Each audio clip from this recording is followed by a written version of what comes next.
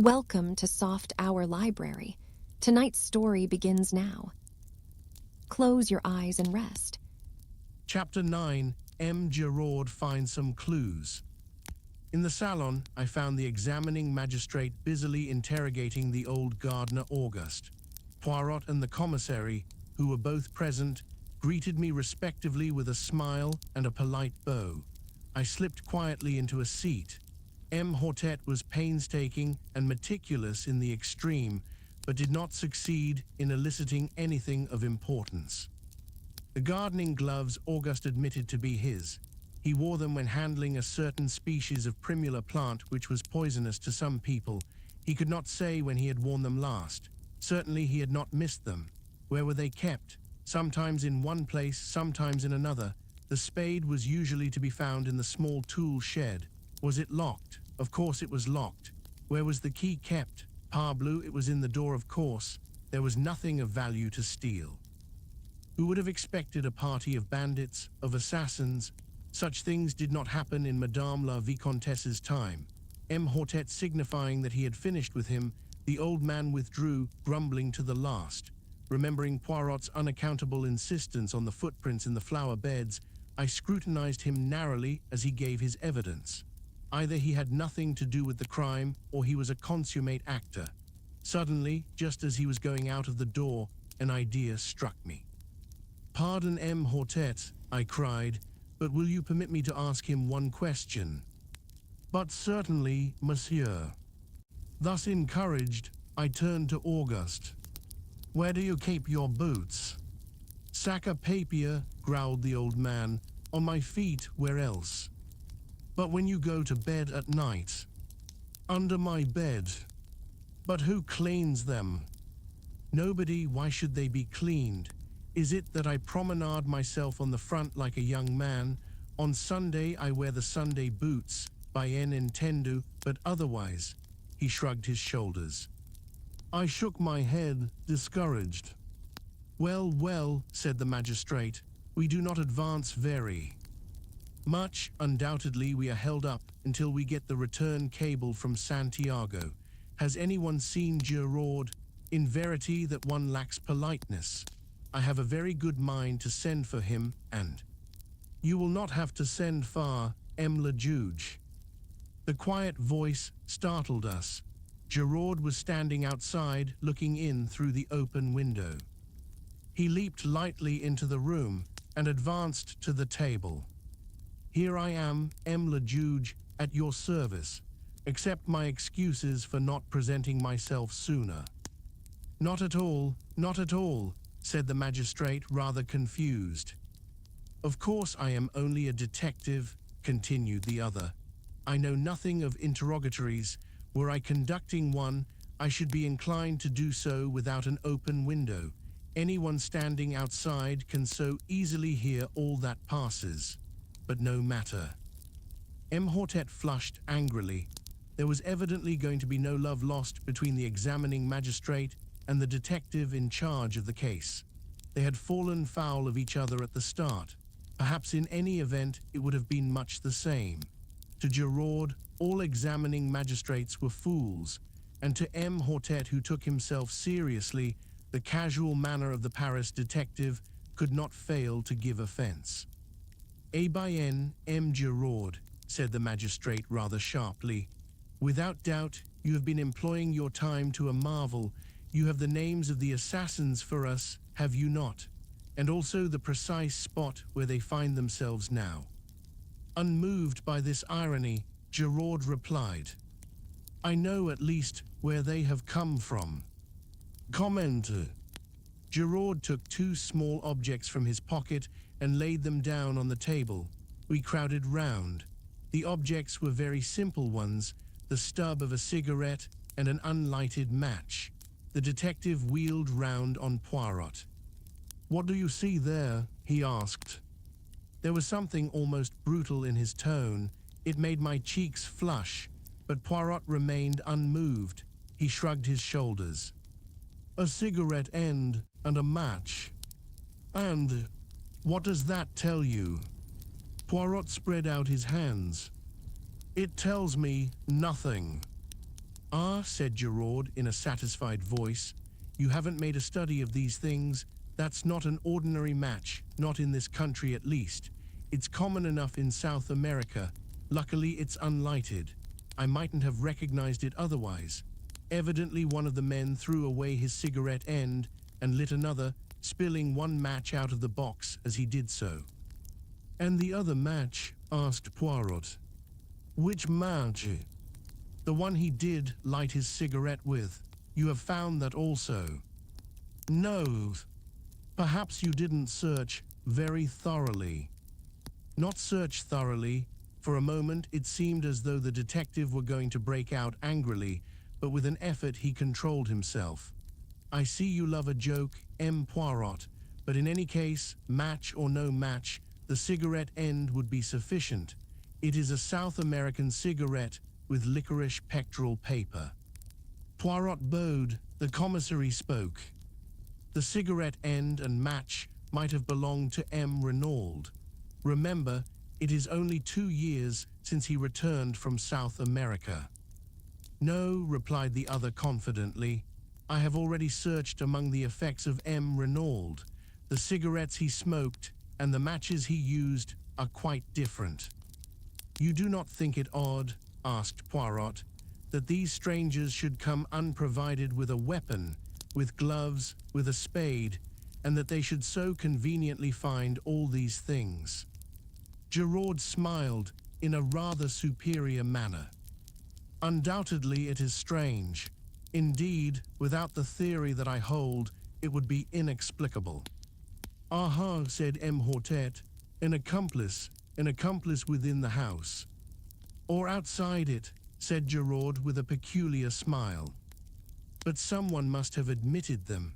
We cannot allow that, by an unparalleled piece of good fortune, they found the door ajar for them to walk in. Secord M. le Juge, the door was opened for them, but it could just as easily be opened from outside by someone who possessed a key." "But who did possess a key?" Gerard shrugged his shoulders. "As for that, no one who possesses one is going to admit the fact if they can help it, but several people might have had one. M. Jacques Renaud, the son, for instance. It is true that he is on his way to South America, but he might have lost the key or had it stolen from him. Then there is the gardener. He has been here many years. One of the younger servants may have a lover. It is easy to take an impression of a key and have one cut. There are many possibilities. Then there is another person who, I should judge, is exceedingly likely to have such a thing in her keeping." "Who is that?" "Madame d'Aubruil," said the detective dryly. Said the magistrate, his face falling a little. "So you have heard about that, have you?" "I hear everything," said Gerard imperturbably. "There is one thing I could swear you have not heard," said M. Hortet, delighted to be able to show superior knowledge, and without more ado, he retold the story of the mysterious visitor the night before. He also touched on the check made out to Duveen, and finally handed Gerard the letter signed Bella. Gerard listened in silence, studied the letter attentively, and then handed it back. "All very interesting, M. le Juge, but my theory remains unaffected." "And your theory is?" "For the moment, I prefer not to say. Remember, I am only just beginning my investigations." "Tell me one thing, M. Gerard," said Poirot suddenly. "Your theory allows for the door being opened. It does not explain why it was left open. When they departed, would it not have been natural for them to close it behind them? If a Sergeant de Ville had chanced to come up to the house, as is sometimes done to see that all is well, they might have been discovered and overtaken almost at once. Bah, they forgot it. A mistake, I grant you." Then, to my surprise, Poirot uttered almost the same words as he had uttered to Bex the previous evening. "I do not agree with you. The door being left open was the result of either design or necessity, and any theory that does not admit that fact is bound to prove vain." We all regarded the little man with a good deal of astonishment. The confession of ignorance drawn from him over the match end had, I thought, been bound to humiliate him, but here he was self-satisfied as ever, laying down the law to the great Giraud without a tremor. The detective twisted his moustache, eyeing my friend in a somewhat bantering fashion. "You don't agree with me, eh? Well, what strikes you particularly about the case? Let's hear your views." "One thing presents itself to me as being significant. Tell me, M. Giraud, does nothing strike you as familiar about this case? Is there nothing it reminds you of?" "Familiar reminds me of? I can't say offhand. I don't think so, though." "You are wrong," said Poirot quietly. "A crime almost precisely similar has been committed before." "When and where?" "That, unfortunately, I cannot for the moment remember, but I shall do so. I had hoped you might be able to assist me." Giraud snorted incredulously. "There have been many affairs of masked men. I cannot remember the details of them all. These crimes all resemble each other more or less. There is such a thing as the individual touch." Poirot suddenly assumed his lecturing manner and addressed us collectively. "I am speaking to you now of the psychology of crime. M. Giraud knows quite well that each criminal has his particular method, and that the police, when called in to investigate, say, a case of burglary, can often make a shrewd guess at the offender, simply by the peculiar method he has employed. Jap would tell you the same, Hastings. Man is an unoriginal animal. Unoriginal within the law in his daily respectable life, equally unoriginal outside the law. If a man commits a crime, any other crime he commits will resemble it closely. The English murderer who disposed of his wives in succession by drowning them in their baths was a case in point. Had he varied his methods, he might have escaped detection to this day. But he obeyed the common dictates of human nature, arguing that what had once succeeded would succeed again, and he paid the penalty of his lack of originality. And the point of all this, sneered Giraud, that when you have two crimes precisely similar in design and execution, you find the same brain behind them both. I am looking for that brain, M. Giraud, and I shall find it. Here we have a true clue, a psychological clue. You may know all about cigarettes and match ends, M. Giraud, but I, Hercule Poirot, know the mind of man." And the ridiculous little fellow tapped his forehead with emphasis. Giraud remained singularly unimpressed. "For your guidance," continued Poirot, "I will also advise you of one fact which might fail to be brought to your notice. The wristwatch of Madame Renaud, on the day following the tragedy, had gained 2 hours. It might interest you to examine it." Giraud stared. "Perhaps it was in the habit of gaining. As a matter of fact, I am told it did." "Eh bien, then." "All the same, 2 hours is a good deal," said Poirot softly. "Then there is the matter of the footprints in the flower bed." He nodded his head towards the open window.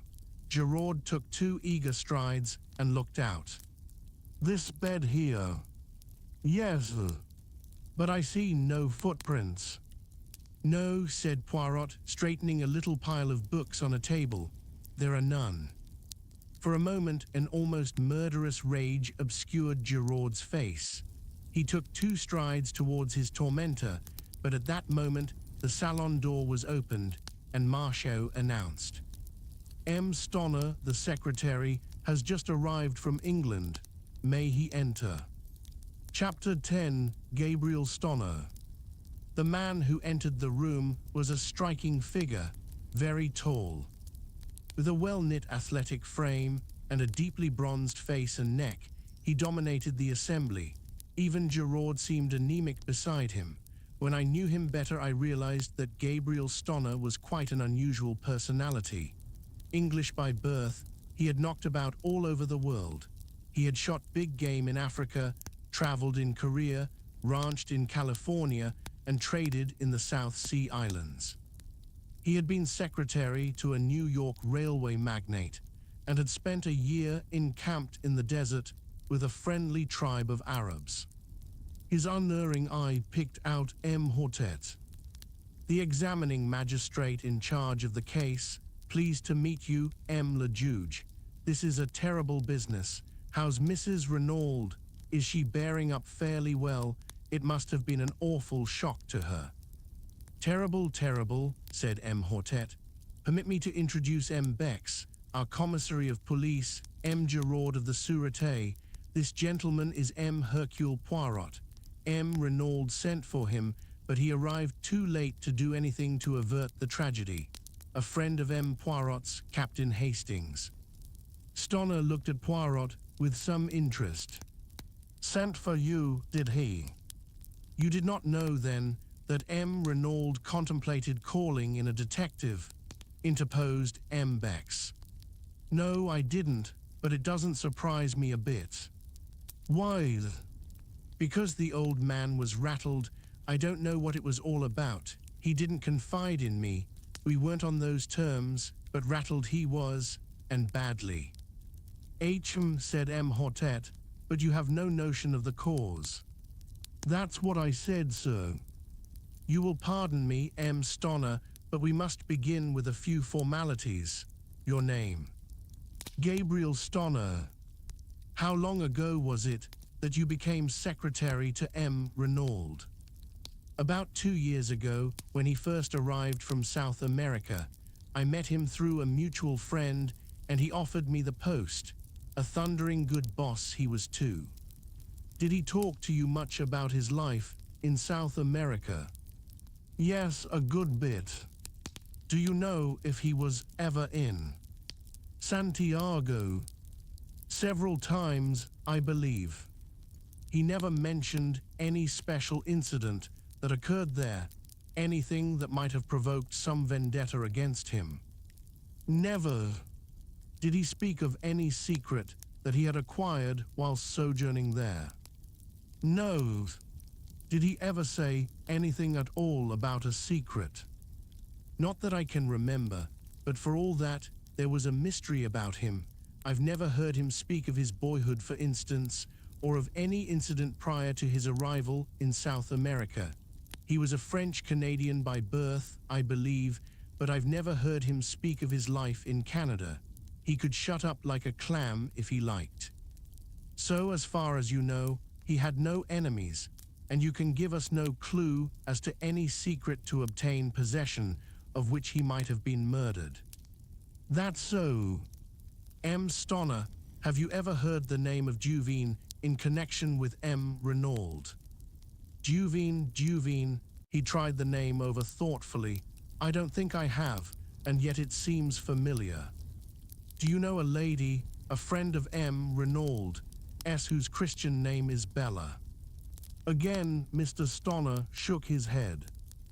Bella Juvine, is that the full name? It's curious, I'm sure I know it, but for the moment I can't remember in what connection.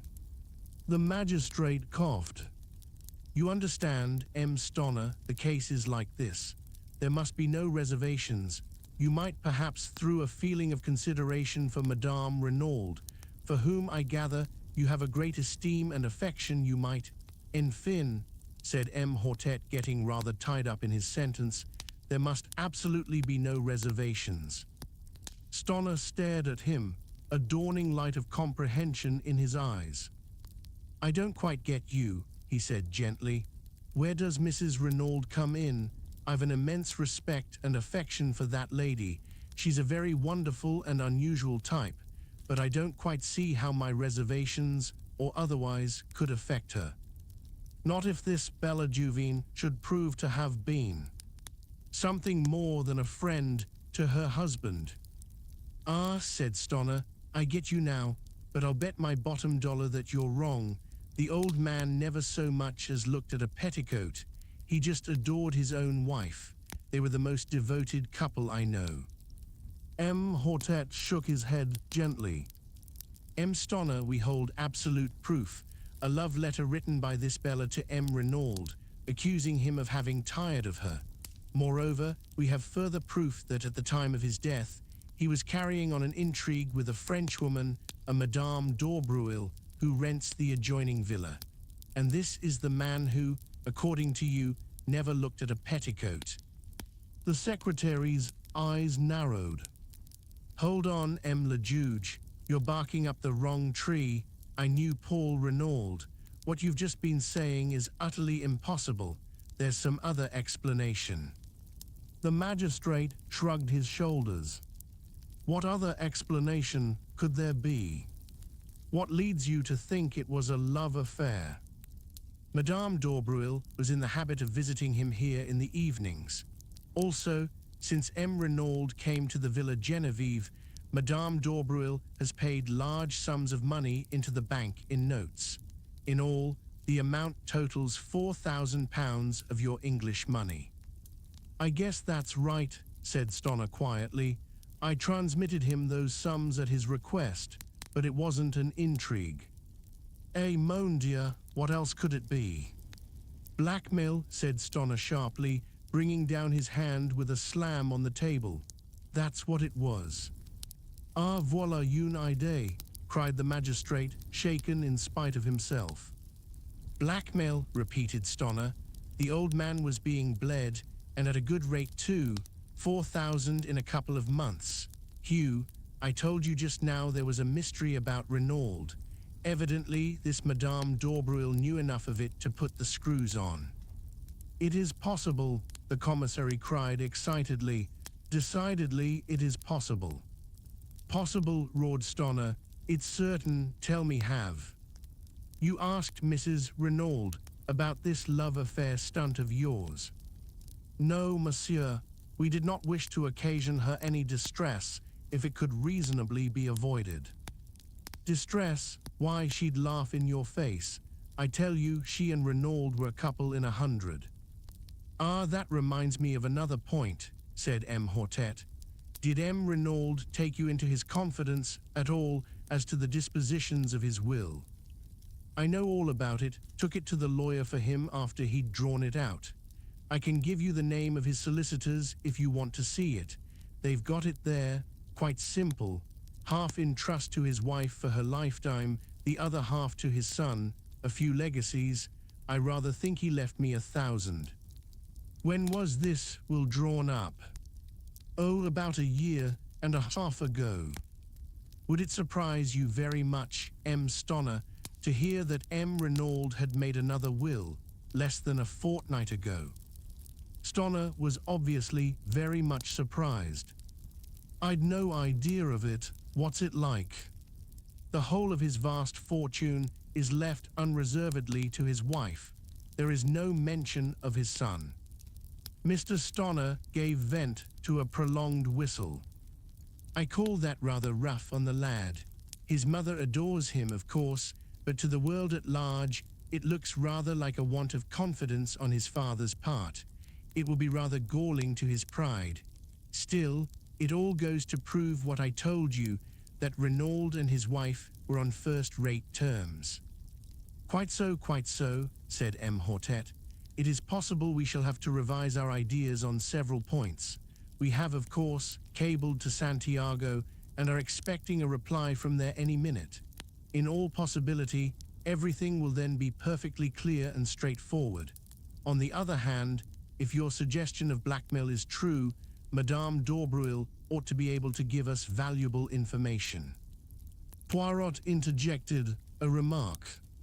M. Stoner, the English chauffeur masters, had he been long with M. Renaud? Over 1 year. Have you any idea whether he has ever been in South America? I'm quite sure he hasn't. Before coming to Mr. Renaud, he had been for many years with some people in Gloucestershire whom I know well. In fact, you can answer for him as being above suspicion. Absolutely. Poirot seemed somewhat crestfallen. Meanwhile, the magistrate had summoned Marcia. My compliments to Madame Renaud, and I should be glad to speak to her for a few minutes. Beg her not to disturb herself. I will wait upon her upstairs. Marcia saluted and disappeared. We waited some minutes, and then, to our surprise, the door opened, and Mrs. Renaud, deathly pale in her heavy mourning, entered the room. M. Hortet brought forward a chair, uttering vigorous protestations, and she thanked him with a smile. Stonner was holding one hand of hers in his with an eloquent sympathy. Words evidently failed him. Mrs. Renaud turned to M. Hortet. "You wish to ask me something, M. le Juge? With your permission, madame, I understand your husband was a French-Canadian by birth.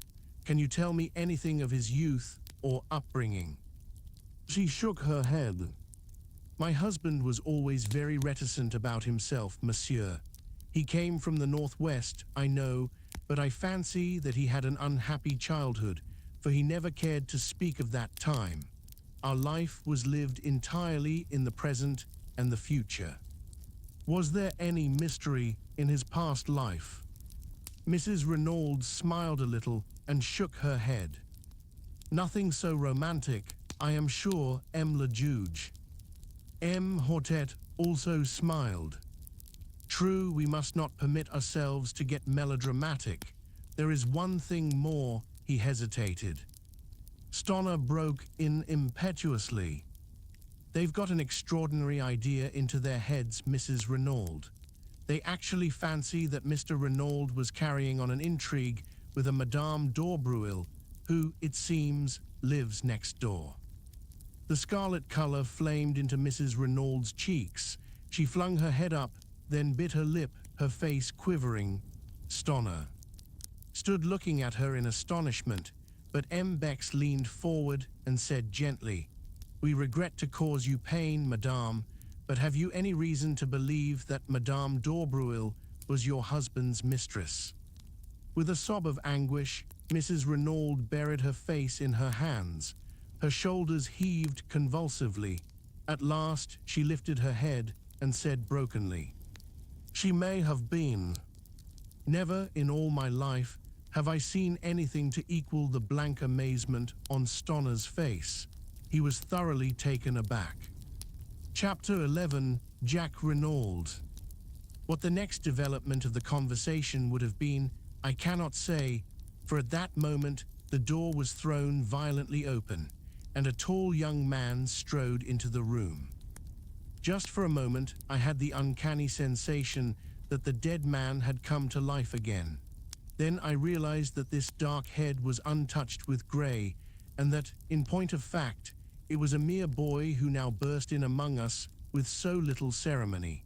He went straight to Mrs. Renaud with an impetuosity that took no heed of the presence of others. "Mother!" Jack, with a cry, she folded him in her arms. "My dearest, but what brings you here? You were to sail on the Anzora from Cherbourg 2 days ago." Then, suddenly recalling to herself the presence of others, she turned with a certain dignity. "My son, messieurs." "Aha," said M. Hortet, acknowledging the young man's bow. "So you did not sail on the Anzora?" "No, monsieur. As I was about to explain, the Anzora was detained 24 hours through engine trouble. I should have sailed last night instead of the night before, but happening to buy an evening paper, I saw in it an account of the awful tragedy that had befallen us." His voice broke, and the tears came into his eyes. "My poor father, my poor, poor father." Staring at him like one in a dream, Mrs. Renaud repeated, "So you did not sail?" And then, with a gesture of infinite weariness, she murmured as though to herself, "After all, it does not matter now." "Sit down, M. Renaud, I beg of you," said M. Hortet, indicating a chair. "My sympathy for you is profound. It must have been a terrible shock to you to learn the news as you did. However, it is most fortunate that you were prevented from sailing. I am in hopes that you may be able to give us just the information we need to clear up this mystery." "I am at your disposal, M. le Juge. Ask me any questions you please." "To begin with, I understand that this journey was being undertaken at your father's request." "Quite so, M. le Juge. I received a telegram bidding me to proceed without delay to Buenos Aires, and from thence via the Andes to Valparaiso and on to Santiago. Ah, and the object of this journey? I have no idea, le juge. What? Number C here is the telegram. The magistrate took it and read it aloud. Proceed immediately Cherbourg, embark Anzora sailing tonight Buenos Aires. Ultimate destination Santiago. Further instructions will await you Buenos Aires. Do not fail. Matter is of utmost importance. Renaud. And there had been no previous correspondence on the matter. Jack Renaud shook his head. That is the only intimation of any kind. I knew, of course, that my father, having lived so long out there, had necessarily many interests in South America, but he had never mooted any suggestion of sending me out. You have, of course, been a good deal in South America, Renaud. I was there as a child, but I was educated in England and spent most of my holidays in that country, so I really know far less of South America than might be supposed. You see, the war broke out when I was 17. You served in the English Flying Corps, did you not? Yes, le juge. Hortet nodded his head and proceeded with his inquiries along the, by now, well-known lines. In response, Jack Renaud declared definitely that he knew nothing of any enmity his father might have incurred in the city of Santiago or elsewhere in the South American continent, that he had noticed no change in his father's manner of late, and that he had never heard him refer to a secret. He had regarded the mission to South America as connected with business interests. As Hortet paused for a minute, the quiet voice of Giraud broke in. I should like to put a few questions on my own account, le juge. By all means, Giraud, if you wish, said the magistrate coldly. Giraud edged his chair a little nearer to the table. Were you on good terms with your father, Renaud? Certainly I was, returned the lad haughtily. You assert that positively? Yes. No little disputes, eh? Jack shrugged his shoulders. Everyone may have a difference of opinion now and then. Quite so, quite so.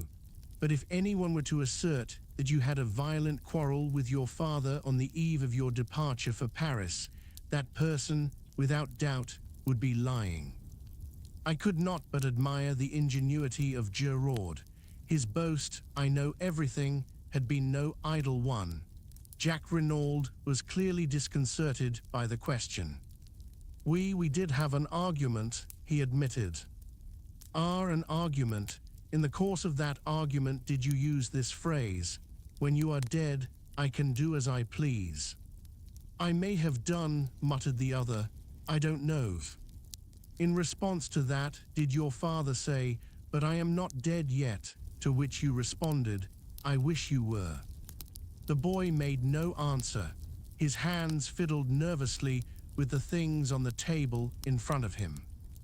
I must request an answer, please, Renaud, said Giraud sharply. With an angry exclamation, the boy swept a heavy paper knife onto the floor. What does it matter? You might as well know. Yes, I did quarrel with my father. I dare say I said all those things. I was so angry I cannot even remember what I said. I was furious. I could almost have killed him at that moment. There, make the most of that. He leant back in his chair, flushed and defiant. Giraud smiled, then, moving his chair back a little, said, That is all. You would, without doubt, prefer to continue the interrogatory, le juge. Ah, yes, exactly, said Hortet. And what was the subject of your quarrel? I decline to state. Hortet sat up in his chair. Renaud, it is not permitted to trifle with the law, he thundered. What was the subject of the quarrel? Young Renaud remained silent, his boyish face sullen and overcast. But another voice spoke, imperturbable and calm, the voice of Hercule Poirot. "I will inform you, if you like, M. le Juge." "You know." "Certainly I know. The subject of the quarrel was Mademoiselle Marthe d'Aubreuil." Renaud sprang round, startled. The magistrate leaned forward. "Is this so, monsieur?" Jacques Renaud bowed his head. "Yes," he admitted. "I love Mademoiselle d'Aubreuil and I wish to marry her. When I informed my father of the fact, he flew at once into a violent rage. Naturally, I could not stand hearing the girl I loved insulted, and I too lost my temper." M. Hortet looked across at Mrs. Renaud. "You were aware of this attachment, madame?" "I feared it," she replied simply. "Mother," cried the boy, "you too. Marthe is as good as she is beautiful. What can you have against her?" "I have nothing against Mademoiselle d'Aubreuil in any way, but I should prefer you to marry an Englishwoman, or if a Frenchwoman, not one who has a mother of doubtful antecedents." Her rancor against the older woman showed plainly in her voice, and I could well understand that it must have been a bitter blow to her when her only son showed signs of falling in love with the daughter of her rival. Mrs. Renaud continued, addressing the magistrate. "I ought perhaps to have spoken to my husband on the subject, but I hoped that it was only a boy and girl flirtation which would blow over all the quicker if no notice was taken of it. I blame myself now for my silence, but my husband, as I told you, had seemed so anxious and careworn, different altogether from his normal self, that I was chiefly concerned not to give him any additional worry." M. Hortet nodded. "When you informed your father of your intentions towards Mademoiselle d'Aubreuil," he resumed, "he was surprised. He seemed completely taken aback. Then he ordered me peremptorily to dismiss any such idea from my mind. He would never give his consent to such a marriage. Nettled, I demanded what he had against Mademoiselle d'Aubreuil. To that, he could give no satisfactory reply, but spoke in slighting terms of the mystery surrounding the lives of the mother and daughter. I answered that I was marrying Marthe, and not her antecedents, but he shouted me down with a peremptory refusal to discuss the matter in any way. The whole thing must be given up. The injustice and high-handedness of it all maddened me, especially since he himself always seemed to go out of his way to be attentive to the d'Aubreuils and was always suggesting that they should be asked to the house. I lost my head, and we quarreled in earnest. My father reminded me that I was entirely dependent on him, and it must have been in answer to that I made the remark about doing as I pleased after his death." Poirot interrupted with a quick question. "You were aware, then, of the terms of your father's will?" "I knew that he had left half his fortune to me, the other half in trust for my mother to come to me at her death," replied the lad. "Proceed with your story," said the magistrate. After that we shouted at each other in sheer rage, until I suddenly realized that I was in danger of missing my train to Paris. I had to run for the station, still in a white heat of fury. However, once well away, I calmed down. I wrote to Marthe, telling her what had happened, and her reply soothed me still further. She pointed out to me that we had only to be steadfast, and any opposition was bound to give way at last. Our affection for each other must be tried and proved, and when my parents realized that it was no light infatuation on my part, they would doubtless relent towards us. Of course, to her, I had not dwelt on my father's principal objection to the match.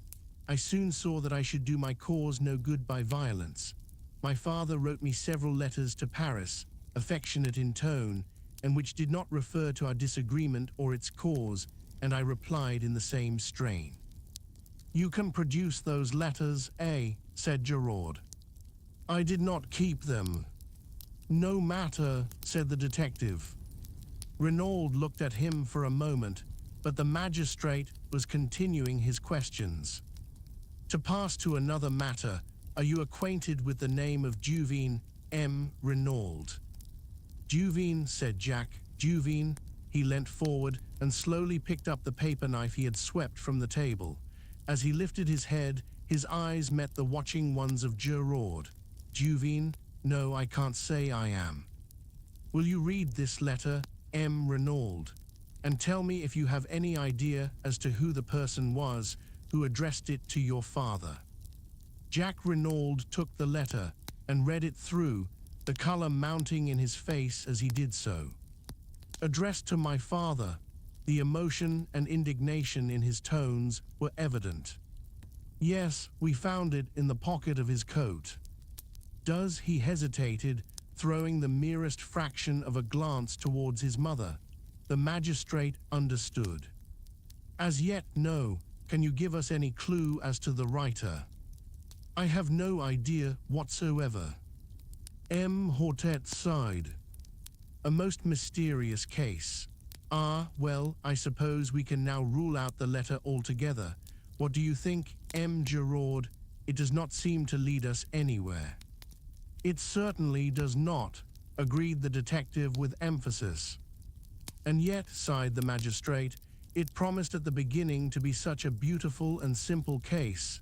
He caught Mrs. Renaud's eye and blushed in immediate confusion. Ah, yes, he coughed. Turning over the papers on the table. Let me see, where were we? Oh, the weapon. I fear this may give you pain, M. Renaud. I understand it was a present from you to your mother. Very sad, very distressing. Jack Renaud leaned forward. His face, which had flushed during the perusal of the letter, was now deadly white. Do you mean that it was with an aeroplane wire paper cutter that my father was killed? But it's impossible, a little thing like that. Alas, M. Renaud, it is only too true. An ideal little tool, I fear, sharp and easy to handle.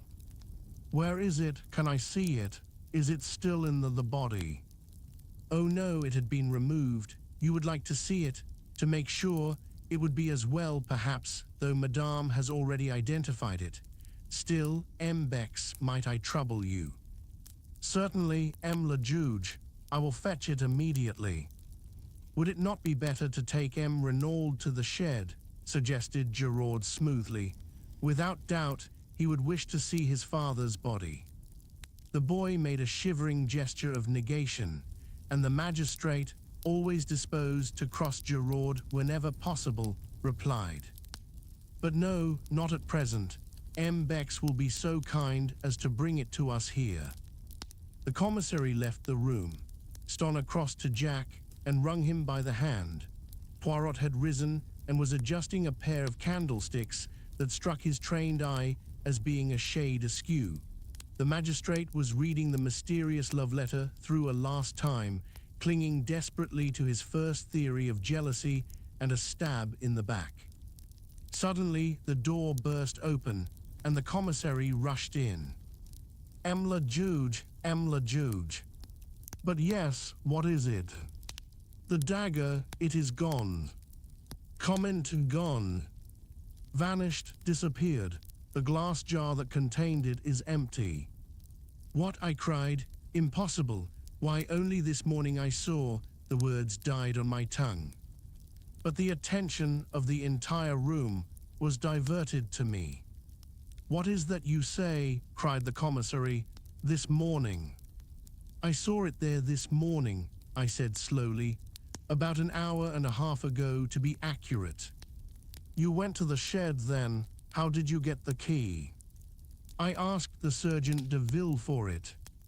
And you went there, why?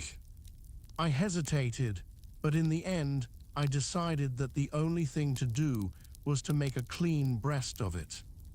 M. le Juge, I said, I have committed a grave fault, for which I must crave your indulgence. Eh bien, proceed, monsieur. The fact of the matter is, I said, wishing myself anywhere else than where I was, that I met a young lady, an acquaintance of mine. She displayed a great desire to see everything that was to be seen, and well, in short, I took the key to show her the body. Ah, par exemple, cried the magistrate indignantly, but it is a grave fault you have committed there, Captain Hastings. It is altogether most irregular. You should not have permitted yourself this folly." "I know," I said meekly. "Nothing that you can say could be too severe, M. le Juge. You did not invite this lady to come here." "Certainly not. I met her quite by accident. She is an English lady who happens to be staying in Merlinville, though I was not aware of that until my unexpected meeting with her." "Well, well," said the magistrate, softening. "It was most irregular, but the lady is without doubt young and beautiful, NSC par, what it is to be young, oh Juness, Juness," and he sighed sentimentally. But the commissary, less romantic and more practical, took up the tale. "But did not you reclose and lock the door when you departed?" "That's just it," I said slowly. "That's what I blame myself for so terribly. My friend was upset at the sight. She nearly fainted. I got her some brandy and water and afterwards insisted on accompanying her back to town. In the excitement, I forgot to relock the door. I only did so when I got back to the villa." "Then for 20 minutes at least," said the commissary slowly, he stopped. "Exactly," I said. 20 minutes, mused the commissary. "It is deplorable," said M. Hortet, his sternness of manner returning, "without precedent." Suddenly, another voice spoke. "You find it deplorable, M. le Juge?" asked Giraud. "Certainly I do." "Eh bien, I find it admirable," said the other imperturbably. This unexpected ally quite bewildered me. "Admirable, M. Giraud?"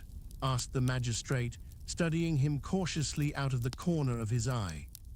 "Precisely. And why?" "Because we know now that the assassin, or an accomplice of the assassin, has been near the villa only an hour ago. It will be strange if, with that knowledge, we do not shortly lay hands upon him." There was a note of menace in his voice. He continued, "He risked a good deal to gain possession of that dagger. Perhaps he feared that fingerprints might be discovered on it." Poirot turned to Bex. "You said there were none." Giraud shrugged his shoulders. "Perhaps he could not be sure." Poirot looked at him. "You are wrong, M. Giraud. The assassin wore gloves, so he must have been sure." "I do not say it was the assassin himself. It may have been an accomplice who was not aware of that fact." "Ils sont mal renseignés, les accomplices," muttered Poirot, but he said no more. The magistrate's clerk was gathering up the papers on the table. M. Hortet addressed us. "Our work here is finished. Perhaps, M. Renaud, you will listen whilst your evidence is read over to you. I have purposely kept all the proceedings as informal as possible. I have been called original in my methods, but I maintain that there is much to be said for originality. The case is now in the clever hands of the renowned M. Giraud. He will without doubt distinguish himself. Indeed, I wonder that he has not already laid his hands upon the murderers. Madame, again let me assure you of my heartfelt sympathy. Messieurs, I wish you all good day," and accompanied by his clerk and the commissary, he took his departure. Poirot tugged out that large turnip of a watch of his and observed the time. "Let us return to the hotel for lunch, my friend," he said, "and you shall recount to me in full the indiscretions of this morning. No one is observing us. We need make no adieus." We went quietly out of the room. The examining magistrate had just driven off in his car. I was going down the steps when Poirot's voice arrested me. "One little moment, my friend." Dexterously, he whipped out his yard measure and proceeded, quite solemnly, to measure an overcoat hanging in the hall from the collar to the hem. I had not seen it hanging there before and guessed that it belonged to either Mr. Stonner or Jack Renaud. Then, with a little satisfied grunt, Poirot returned the measure to his pocket and followed me out into the open air. Chapter 12. Poirot elucidates certain points. Why did you measure that overcoat? I asked, with some curiosity, as we walked down the hot white road at a leisurely pace. Parbleu, to see how long it was, replied my friend imperturbably. I was vexed. Poirot's incurable habit of making a mystery out of nothing never failed to irritate me. I relapsed into silence and followed a train of thought of my own. Although I had not noticed them specially at the time, certain words Mrs. Renaud had addressed to her son now recurred to me, fraught with a new significance. "So you did not sail," she had said, and then had added, "After all, it does not matter now." What had she meant by that? The words were enigmatical, significant. Was it possible that she knew more than we supposed? She had denied all knowledge of the mysterious mission with which her husband was to have entrusted his son. But was she really less ignorant than she pretended? Could she enlighten us if she chose? And was her silence part of a carefully thought out and preconceived plan? The more I thought about it, the more I was convinced that I was right. Mrs. Renaud knew more than she chose to tell. In her surprise at seeing her son, she had momentarily betrayed herself. I felt convinced that she knew, if not the assassins, at least the motive for the assassination. But some very powerful considerations must keep her silent. "You think profoundly, my friend," remarked Poirot, breaking in upon my reflections. "What is it that intrigues you so?" I told him, sure of my ground, though feeling expectant that he would ridicule my suspicions. But to my surprise, he nodded thoughtfully. "You are quite right, Hastings. From the beginning, I have been sure that she was keeping something back. At first, I suspected her, if not of inspiring, at least of conniving at the crime." "You suspected her?" I cried. "But certainly, she benefits enormously. In fact, by this new will, she is the only person to benefit. So from the start, she was singled out for attention. You may have noticed that I took an early opportunity of examining her wrists. I wished to see whether there was any possibility that she had gagged and bound herself. Bien, I saw at once that there was no fake. The cords had actually been drawn so tight as to cut into the flesh. That ruled out the possibility of her having committed the crime single-handed, but it was still possible for her to have connived at it or to have been the instigator with an accomplice. Moreover, the story, as she told it, was singularly familiar to me. The masked men that she could not recognize, the mention of the secret, I had heard or read all these things before. Another little detail confirmed my belief that she was not speaking the truth. The wristwatch, Hastings, the wristwatch. Again, that wristwatch. Poirot was eyeing me curiously. "You see, mon ami, you comprehend." "No," I replied with some ill humor. "I neither see nor comprehend. You make all these confounded mysteries, and it's useless asking you to explain. You always like keeping everything up your sleeve to the last minute." "Do not enrage yourself, my friend," said Poirot with a smile. "I will explain if you wish, but not a word to Giraud, say entendu. He treats me as an old one of no importance. We shall see. In common fairness, I gave him a hint.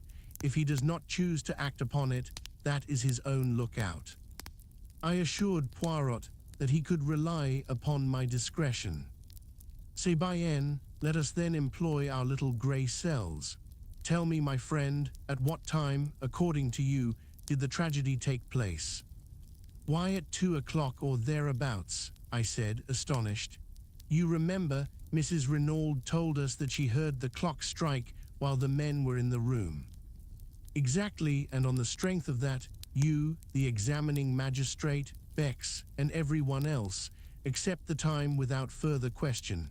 But I, Hercule Poirot, say that Madame Renaud lied. The crime took place at least 2 hours earlier." "But the doctors?" "They declared, after examination of the body, that death had taken place between 10 and 7 hours previously. Mon ami, for some reason, it was imperative that the crime should seem to have taken place later than it actually did. You have read of a smashed watch or clock recording the exact hour of a crime, so that the time should not rest on Mrs. Renaud's testimony alone, someone moved on the hands of that wristwatch to 2 o'clock and then dashed it violently to the ground. But as is often the case, they defeated their own object. The glass was smashed, but the mechanism of the watch was uninjured. It was a most disastrous maneuver on their part, for it at once drew my attention to 2 points. First, that Madame Renaud was lying. Secondly, that there must be some vital reason for the postponement of the time. But what reason could there be? That is the question. There we have the whole mystery. As yet, I cannot explain it. There is only one idea that presents itself to me as having a possible connection. And that is, the last train left Merlinville at 17 minutes past 12. I followed it out slowly, so that the crime apparently taking place some 2 hours later, anyone leaving by that train would have an unimpeachable alibi. Perfect, Hastings, you have it. I sprang up. But we must inquire at the station. Surely they cannot have failed to notice 2 foreigners who left by that train. We must go there at once. You think so, Hastings? Of course, let us go there now. Poirot restrained my ardor with a light touch upon the arm. Go by all means if you wish, mon ami, but if you go, I should not ask for particulars of 2 foreigners. I stared, and he said rather impatiently, La, you do not believe all that rigmarole, do you? The masked men and all the rest of cette histoire-là. His words took me so much aback that I hardly knew how to respond. He went on serenely. You heard me say to Giraud, did you not, that all the details of this crime were familiar to me? A bien, that presupposes one of 2 things, either the brain that planned the first crime also planned this one, or else an account read of a cause célèbre unconsciously remained in our assassin's memory and prompted the details. I shall be able to pronounce definitely on that after, he broke off. I was revolving sundry matters in my mind. But Mr. Renaud's letter, it distinctly mentions a secret and Santiago. Undoubtedly there was a secret in M. Renaud's life. There can be no doubt of that. On the other hand, the word Santiago to my mind is a red herring, dragged continually across the track to put us off the scent. It is possible that it was used in the same way on M. Renaud, to keep him from directing his suspicions into a quarter nearer at hand. Oh, be assured, Hastings, the danger that threatened him was not in Santiago, it was near at hand, in France. He spoke so gravely and with such assurance that I could not fail to be convinced, but I essayed one final objection. And the match and cigarette end found near the body, what of them? A light of pure enjoyment lit up Poirot's face. Deliberately planted there for Giraud or one of his tribe to find. He is smart, Giraud, he can do his tricks, so can a good retriever dog. He comes in so pleased with himself. For hours he has crawled on his stomach. See what I have found, he says, and then again to me, what do you see here? Me, I answer with profound and deep truth, nothing. And Giraud, the great Giraud, he laughs, he thinks to himself, oh, that he is imbecile, this old one. But we shall see. But my mind had reverted to the main facts. Then all this story of the masked men is false. What really happened? Poirot shrugged his shoulders. One person could tell us, Madame Renaud, but she will not speak. Threats and entreaties would not move her. A remarkable woman that Hastings, I recognized as soon as I saw her that I had to deal with a woman of unusual character. At first, as I told you, I was inclined to suspect her of being concerned in the crime. Afterwards, I altered my opinion. What made you do that? Her spontaneous and genuine grief at the sight of her husband's body. I could swear that the agony in that cry of hers was genuine. Yes, I said thoughtfully, one cannot mistake these things. I beg your pardon, my friend, one can always be mistaken. Regard a great actress Does not her acting of grief carry you away and impress you with its reality? No, however strong my own impression and belief, I needed other evidence before I allowed myself to be satisfied. The great criminal can be a great actor. I base my certainty in this case, not upon my own impression, but upon the undeniable fact that Mrs. Renaud actually fainted. I turned up her eyelids and felt her pulse. There was no deception. The swoon was genuine, therefore I was satisfied that her anguish was real and not assumed. Besides, a small additional point not without interest, it was unnecessary for Mrs. Renaud to exhibit unrestrained grief. She had had one paroxysm on learning of her husband's death, and there would be no need for her to simulate another such a violent one on beholding his body. No, Mrs. Renaud was not her husband's murderess. But why has she lied? She lied about the wristwatch. She lied about the masked men. She lied about a third thing. Tell me, Hastings, what is your explanation of the open door? Well, I said, rather embarrassed, I suppose it was an oversight. They forgot to shut it. Poirot shook his head and sighed. That is the explanation of Giraud. It does not satisfy me. There is a meaning behind that open door which for a moment I cannot fathom. I have an idea, I cried suddenly. Et la bonne hura, let us hear it. Listen, we are agreed that Mrs. Renaud's story is a fabrication. Is it not possible, then, that Mr. Renaud left the house to keep an appointment, possibly with the murderer, leaving the front door open for his return? But he did not return, and the next morning he is found, stabbed in the back. An admirable theory, Hastings, but for two facts which you have characteristically overlooked. In the first place, who gagged and bound Madame Renaud, and why on earth should they return to the house to do so? In the second place, no man on earth would go out to keep an appointment wearing his underclothes and an overcoat. There are circumstances in which a man might wear pajamas and an overcoat, but the other, never. True, I said, rather crestfallen. No, continued Poirot, we must look elsewhere for a solution of the open door mystery. One thing I am fairly sure of, they did not leave through the door, they left by the window. What?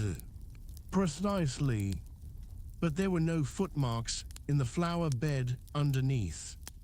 No, and there ought to have been. Listen, Hastings. The gardener, Auguste, as you heard him say, planted both those beds the preceding afternoon. In the one there are plentiful impressions of his big hobnailed boots, in the other none. You see, someone had passed that way, someone who, to obliterate their footprints, smoothed over the surface of the bed with a rake. Where did they get a rake? Where they got the spade and the gardening gloves, said Poirot impatiently. There is no difficulty about that. What makes you think that they left that way, though? Surely it is more probable that they entered by the window and left by the door. That is possible, of course, yet I have a strong idea that they left by the window. I think you are wrong. Perhaps mon ami. I mused, thinking over the new field of conjecture that Poirot's deductions had opened up to me. I recalled my wonder at his cryptic allusions to the flower bed and the wrist watch. His remarks had seemed so meaningless at the moment, and now, for the first time, I realized how remarkably, from a few slight incidents, he had unraveled much of the mystery that surrounded the case. I paid a belated homage to my friend. As though he read my thoughts, he nodded sagely. Method, you comprehend? Method. Arrange your facts. Arrange your ideas. And if some little fact will not fit in, do not reject it but consider it closely. Though its significance escapes you, be sure that it is significant. In the meantime, I said, considering, although we know a great deal more than we did, we are no nearer to solving the mystery of who killed Mr. Renaud. No, said Poirot cheerfully. In fact, we are a great deal further off. The fact seemed to afford him such peculiar satisfaction that I gazed at him in wonder. He met my eye and smiled. But yes, it is better so. Before, there was at all events a clear theory as to how and by whose hands he met his death. Now that is all gone, we are in darkness. 100 conflicting points confuse and worry us. That is well, that is excellent.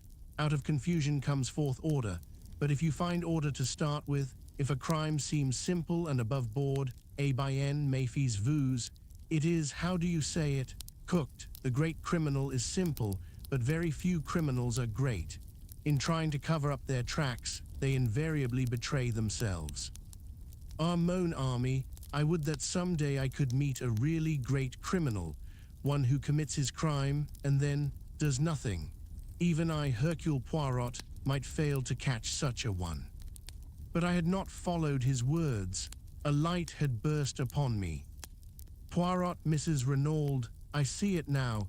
She must be shielding somebody. From the quietness with which Poirot received my remark, I could see that the idea had already occurred to him. Yes, he said thoughtfully, shielding someone or screening someone, one of the two.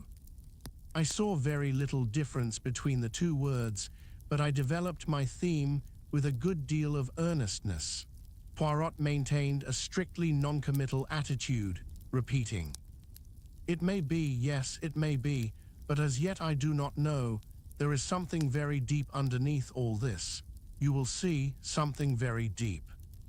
Then, as we entered our hotel, he enjoined silence on me with a gesture.